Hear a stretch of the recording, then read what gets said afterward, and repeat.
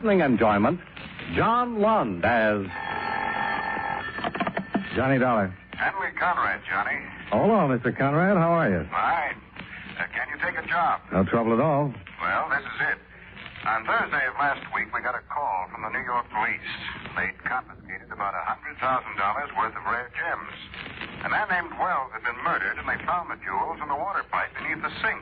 Your company insure Wells? No. One of our clients in Europe was robbed about 3 months ago. The same jewels? We think so, but we can't be positive. They've been removed from their settings, and some of the larger ones have been recut. The police are holding Mrs. Wells, and she claims the jewels are rightfully hers. She says neither she or her husband knew they were hidden in the water pipe. Well, unless it can be proved the jewels were stolen, she's just liable to end up with them. Possession, huh? Yeah. It's a funny one. When can you start? I've started.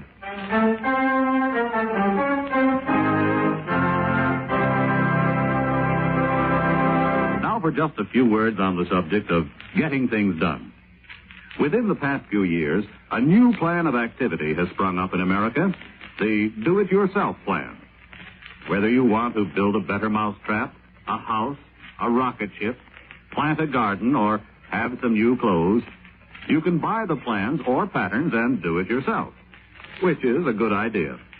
But there are still many things which can be done better with advice and help from the experts. For example, if you want to know the best way to plow the land, irrigate fields, or terrace your sloping acreage, there are experts who are always at your service. The engineers who are employed by the Department of Agriculture. They are also the ones to ask for advice in constructing the buildings and potato cellars and seed beds on your farm. If you need electrical power on your farm, the department's electrical engineers will give you the help you need. Perhaps you may want to know the best way to can vegetables, what special shoe to buy, or how to plan the right kind of meals. If you do, the Bureau of Home Economics issues booklets on almost everything that goes into a home. If you want to set up a practical bookkeeping or accounting system to help budget and control your farm expenditure, the Department of Agriculture will help you work out the system which is best for you. It will also give farmers advice on financial matters, even help with cash loans, and help the farmer establish prices for his products which are fair to both him and the buyer. All in all, the Department of Agriculture is a right neighborly organization to deal with, and an important part of your United States government.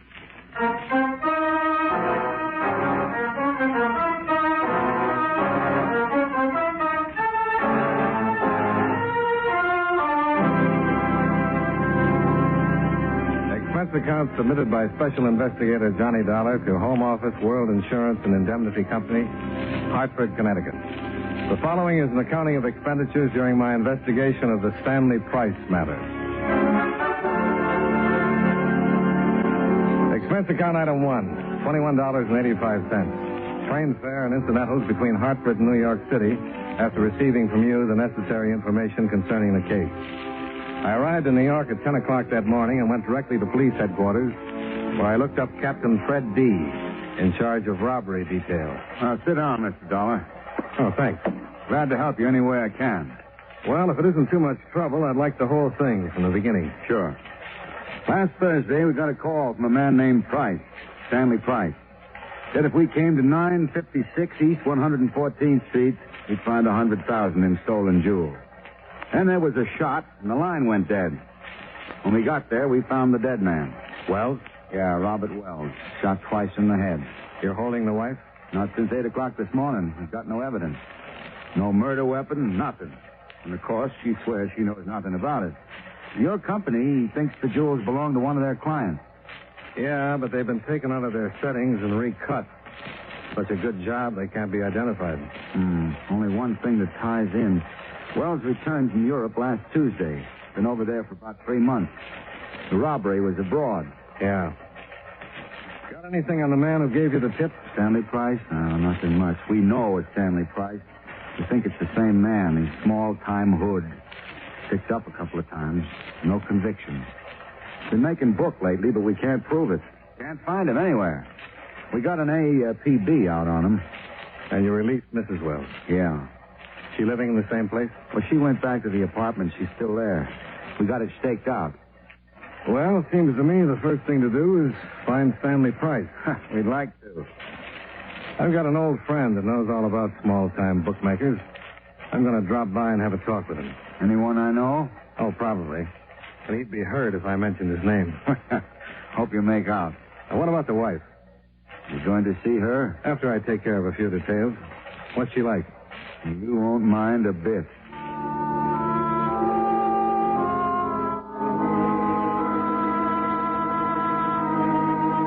I left headquarters, checked into a hotel, then made arrangements to rent a car. At 12:30, I was pulling up in front of a brownstone in the village where an old friend lived. His name is Henri Duval, abstract painter and lover of Paris. Mutuals. Henri. Who is it? Come on, Henri, open up. Go away. It's Johnny Dollar, Henri. I don't trust no one. My landlord is a man of many voices. I'm not your landlord. Remember my... Calcano? Cross my heart.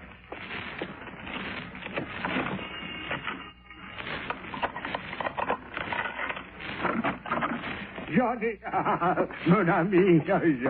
I haven't much time. I need a favor. A favor.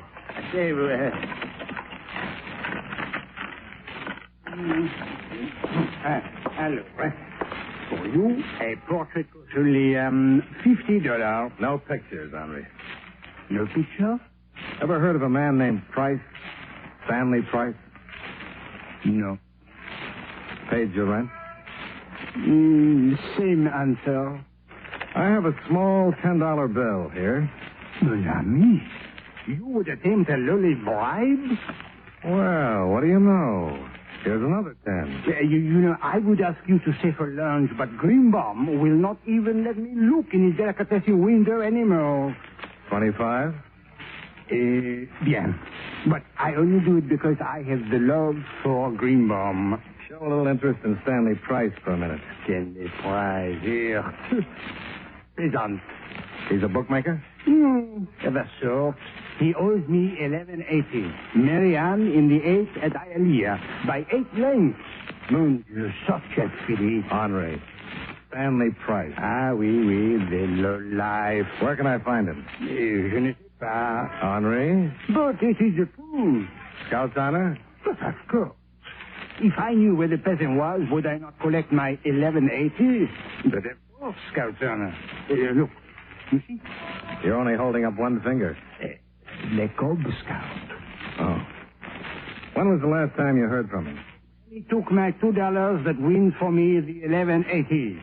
And then he was in the fish business. Fish business? Ah, oui. I know because he brought me 2 halibut, which I promptly made into a magnificent bouillabaisse for my landlord. Terrible. The stew? Mais no. Just the fish. Believe me, those 2 halibut were sold. They remembered Jonah. Was he selling fish? No. He was not selling fish. He was catching them. He had a boat. When I went down to collect my $11.80, the boat was not there. Where did he keep the boat, Henri? A disgusting place. It was called, Schooner Landing. A place like that simply should not be. Do you know why? Stinks. Oh. Well, thanks, Henri. But you are leaving? Yeah. You can unlock the door. Wait.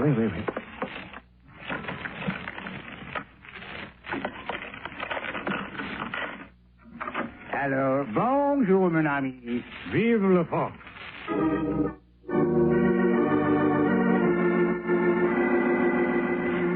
I climbed back into the rented coupe and drove to the waterfront where I finally located Schooner Landing. A lot of small boats were tied up in slips, and an old man sat outside a shack at the head of the dock, sunning himself. Hello. Hello? You run this landing? Yes. You know a man named Price? Stanley? Yep. Yep. Seen him lately? Nope. When was the last time you saw him? You're a cop. Nope. That's too bad. Why? He owes me a week's rent on a boat. Skip out? Understand he was fishing down here. Is that right? Yep. How long ago did you rent the boat? 2 weeks ago. When did he skip out? About a week. Anything unusual about things that he did? Well, he weren't no fisherman. Why do you say that? Yeah, he didn't know the first thing about it. Fishing, that is. When he first rented my boat, he used to go out for 2 or 3 hours, come back with a couple of fish. Didn't have no gear to speak of, no live bait. Just a pole. Well, didn't that seem kind of strange? Weren't none of my business. He had a license. You mean a regular fishing license or a commercial? Yep. Commercial? Yep. Did he do anything unusual the last day he was down here? Well, don't know. He went out about 4 o'clock in the afternoon. Was back here about 6:30. Only thing unusual about that, time to do fishing. What date was that? Week ago yesterday. Oh, no, wait. No, it's a week ago tomorrow, Wednesday. Oh. Thanks, Pop. You sure you ain't a cop? Yep. G-man? Nope. Don't say no more than you have to do. Nope. Bye, Sonny.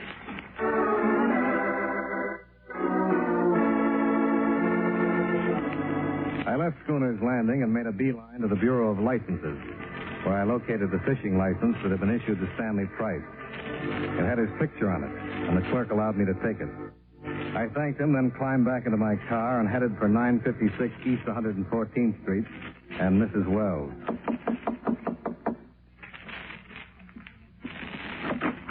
Yes? My name is Dollar. What can I do for you? I get tongue-tied when I stand in a hall. You want in? That's it. Why? Ever see this picture before, Mrs. Wells? Come in. The man in the picture, who is he? Don't you know? I've only seen him once. Oh, won't you sit down? Thanks. Where did you see this man, Mrs. Wells? He came to see my husband. He was leaving just as I arrived. Your husband say who he was? No, mentioned something about some business he had with him. Well, if it makes any difference to you, this man in the picture is Stanley Price. Oh, one the police are after. The man they think killed my husband. The man who called and told the police about the jewels your husband hid in the water pipe. You're from the police? No. I'm an insurance investigator. Oh. Your husband just got back from Europe a week ago, didn't he? Yes? By boat? Yes. What day did he arrive? Last Wednesday. You know, I don't think I've ever seen a man with such attractive eyes. They're really very unusual. Nice hair, too. So curling. I'll stop back when I've got more time and we'll straighten it out. Leaving? Yes, I'm going home and have another talk with Dad. Well, in case I might want to get in touch with you... I'm staying at the Shelton. Oh, by the way, what time did your husband's boat dock? 5 o'clock. Thanks. Sure. Say hello to Dad.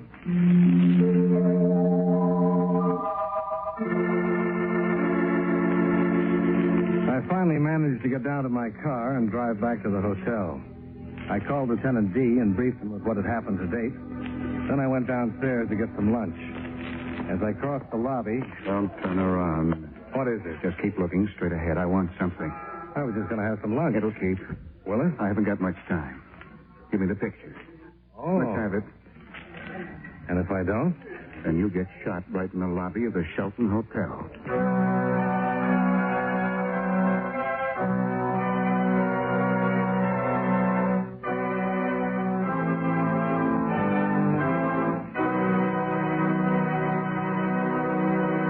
Obtained the highest office in our land, the presidency of the United States.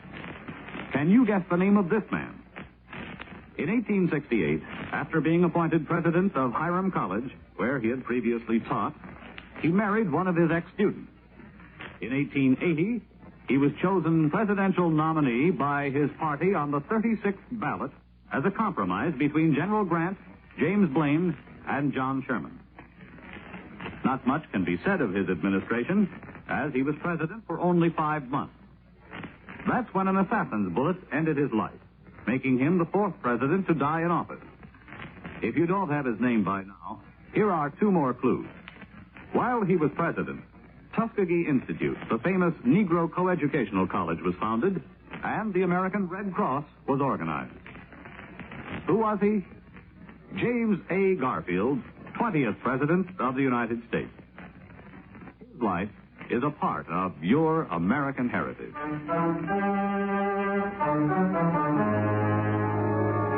And now, with our star, John Lund, we bring you the second act of Yours Truly, Johnny Dollar.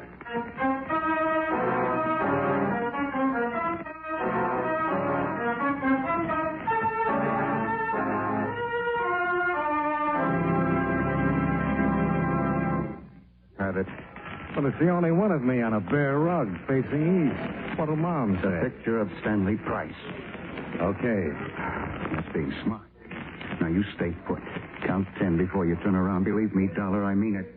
I'll kill you if you move before 10. You're being pretty silly, Price. They'll pick you up sure. I don't think so. Oh, by the way, Henri Duval says to thank you for the 1180.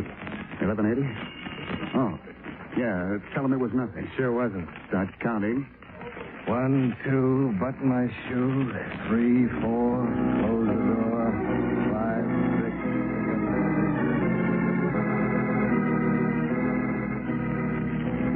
I counted to 20, just to be on the safe side. Any guy who'd stick a gun in my back in broad daylight in the middle of a hotel lobby was pretty desperate. I finished counting, put in a call to Henri Duval, then headed for the robbery division in Captain D. Right in the hotel? Yeah, not 10 minutes ago. I had that picture of Stanley Price from the fishing license. No, I don't get it. What's so important about that picture? Certainly not the only one of Price. We got some mugs on him in the file. I got a big hunch. My boss said it was important to prove those jewels were stolen or have somebody positively identify them. But if this wasn't done in a certain amount of time, the jewels would automatically go to Mrs. Wells. Well, that's right, under normal circumstances. If we couldn't prove they were stolen or that they belonged to someone else, we'd have to turn them over. But there are enough extenuating circumstances. The killing of Wells, the way the jewels were hidden in the pipes, robbery in Europe, and Wells' subsequent return a short time later. We can hold on to them for a long time. Don't. What? Do me a favor and turn them over to Mrs. Wells. I think it'll bust this thing wide open. That's a big order. Look, the guy who stuck me up in the lobby knew I had the picture. Somebody had to tell him where I was staying. Only people who knew that were you, Mr. Conrad from my company, and Mrs. Wells. All right, Mrs. Wells told Price. It wasn't Price. It wasn't? Not unless he paid Henri, that is a friend of mine, 1180 in the last couple of hours. Maybe he did. He didn't. I checked. Look, I'm sorry, but I'm confused. Yeah, so am I a little. But I figure something like this. Wells arrived last Wednesday by boat in the afternoon around 5. That's right. Stanley Price was being a fisherman then. Okay. He'd rented a boat, taken out a fishing license. The day that Wells arrived, Price went out in the afternoon, stayed about 2 hours, came back, and then disappeared. Then Wells shows up with a sink full of jewels. Right. Probably had them on the boat. Avoided customs by dropping them overboard, and Price picked them up. Yeah, and Price could have killed him for them. Oh, it doesn't make sense. Wells was killed in his own apartment. Yeah? If Price picked up the jewels out of the water, why go to Wells, give him the jewels, let him hide them in the sink, kill him, leave without getting them, and then call the police? I'm convinced. Another thing. The pickup was pretty carefully planned. Wells couldn't have done it all by himself. He was in Europe. Somebody here had to plan it. Someone who knew Wells had the jewels. The wife. Yeah, looks that way. And the guy who stuck you up wasn't Price. Maybe there's a third party. Yeah, it could be, but I doubt it. I'd like to go down to the morgue and take a look at Wells. Sure, I'll call him.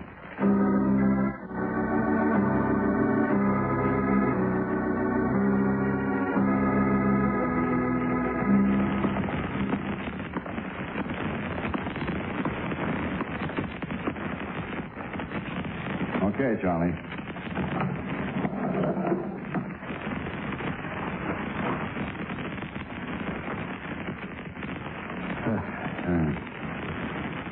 help his face.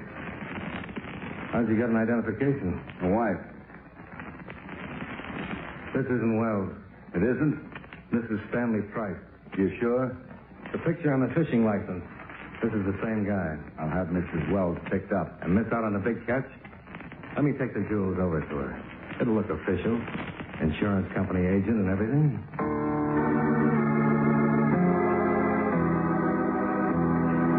The captain was reluctant, but he agreed. We went back to headquarters, and he presented me with $100,000 in jewels. I left for Mrs. Wells' apartment, followed by two of New York's finest. The captain was agreeable, but cautious. The boys staked out across the street, and I went into the building and up to the apartment.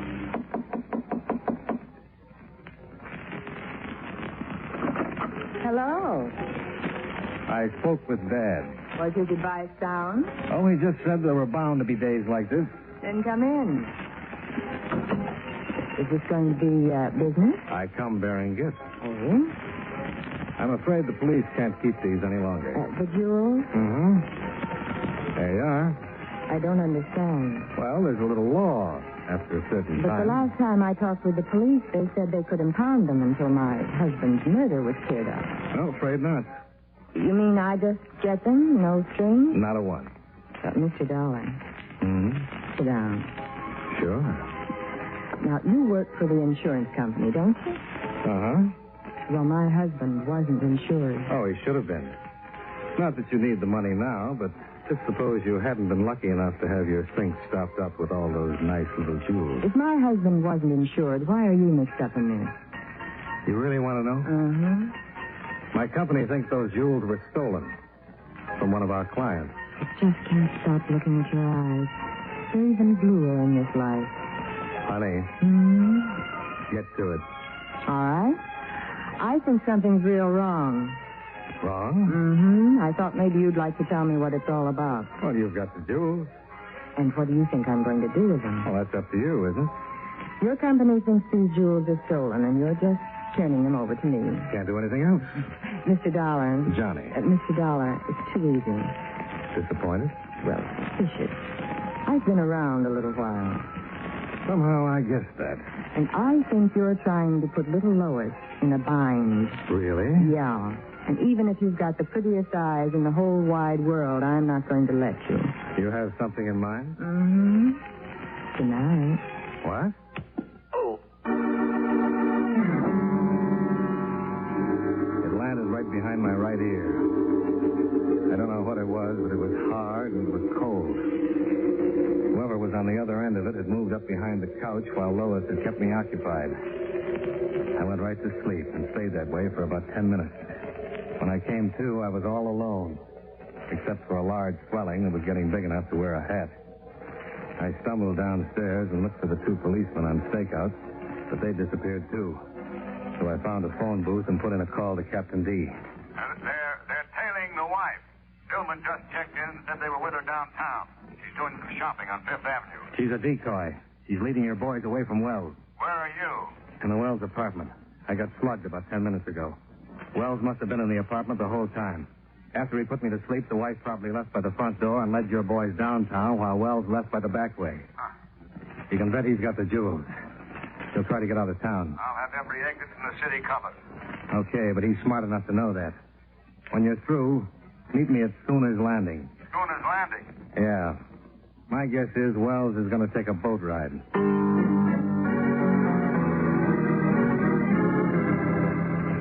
It was about 4:30 in the afternoon when I arrived at Schooner's Landing. The old man was walking up from the slip. Hello, Stanley. Pop, which boat was Stanley Price renting? That one. Just getting ready to go out. I just got through gassing her up.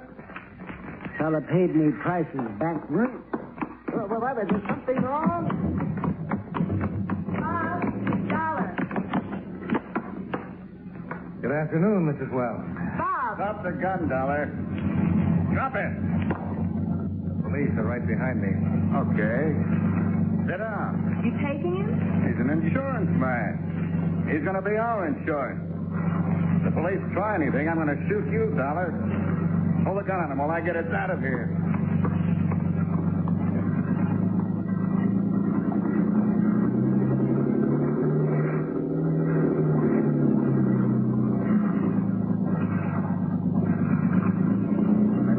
were shopping on Fifth Avenue. I was. Those two policemen that were following me probably still think I'm trying on lingerie. That's what happens when the police force hires gentlemen. How's your head? Uncomfortable. Oh, I'm sorry. I'll bet. Boys, Yeah? take over the wheel. Keep it headed right for the breakwater light. Know anything about boats? They float. It's going to be a long ride. It'll be pretty rough when we hit open water. You're Robert Wells, aren't you? That's right. How'd you figure it? I saw Price in the morgue. Your wife identified him as you, but the picture on the fishing license showed he was Price. You didn't know whether I was working with the law or not, but you had to get the picture to give yourself enough time to get out of the country. I knew the damage you could do if it got to the police. Why did you kill Price? He wanted 50% for fenceless stuff. I said no and then caught him phoning the police. Had to kill him. So you put your papers on him and told your wife to identify him as you. The jewels were in the pipes under the sink. I knew the law would be there in 10 minutes, so I had to take a chance they wouldn't find him. Bob, there's a boat coming up pretty fast. So what? I hate to spoil the party, but I think it's the Coast Guard. Bob! Shut up and stay with that wheel. It looks like the police. Shut up! All right, Dollar. Get up on the bow. Oh, I'll get seasick. Move. I want him to see you. Look, I don't swim very well. How about if I take this life preserver? Put it down. Sure.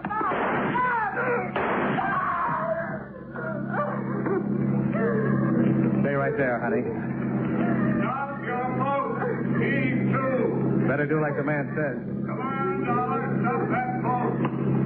All right, all right. Keep your barnacles on.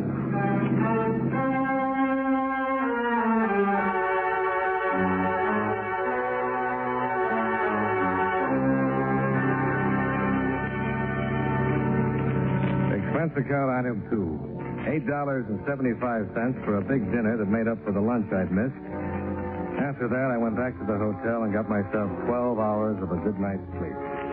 Expense account item 3, the $25 I bribed Henri Duval with. The last time I saw him, he was in Greenbaum's Delicatessen, spending the money with his arm around Greenbaum. They were both smiling. Expense account items 4 and 5, $42.15, car rental and the hotel bill. Item 6, $15.65, train fare and incidentals back to Hartford. Expense account total, $113.40. Yours truly, Johnny Dollar.